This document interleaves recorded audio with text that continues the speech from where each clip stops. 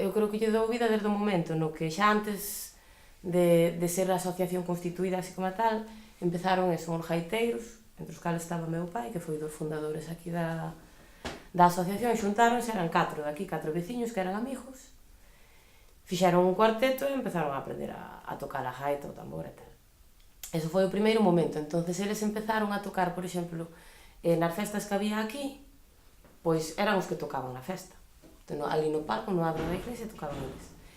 Despois foi cando se constituiu xa a asociación, que eu xa era máis grande, xa me acordo, tería 8 anos, 9, xa non se facía festa aquí, pola festa xa non había romaría logo, entón nós empezamos a retomar a festa original, que era 25 de xullo, porque aquí é Santiago de Nomibre, empezamos a facer a festa nosa, o noso festival así, aí o día 25. Entón, nada, bueno, era traer uns grupiños, pa moita xente que aínda sigue colaborando hoxe, por exemplo, a facer a festa, son os que atenden a barra, os que fan o churrasco, os que montan o palco, desmontan e tal, son veciños daqui. Pa eles é a festa que teñen.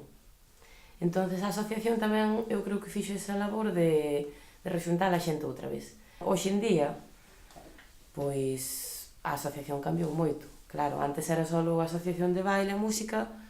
Hoxe xa, pois, hai clases de informática que van, pois, a maioría das mulleres da parroquia que tiñan vacas e que agora non traballan, que están na casa, pois van aí, ou por fais o magosto e veñen os veciños, ou, bueno, fanse 40 actividades, fanse pos adolescentes, que aunque non son da parroquia a maioría, que xa non hai rapazada, pero fanse, si cursos, pois, de actividades sexuales, veñen, de drogas, veñen, de asociacionismo, por exemplo, que tamén. Tal como está o rural, que está moi desarticulado, que xa os traballos colectivos desapareceron prácticamente, ou son moi puntuais, que a xente xa non ten a mesma relación porque traballan fora, non viven nin da terra, nin dos animais, nin nada.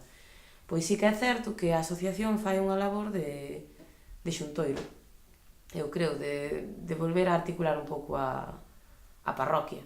Desde logo as asociacións en zonas rurais fan moita falta. En Santiago xa hai moita xente que traballe, e a mar na Coruña.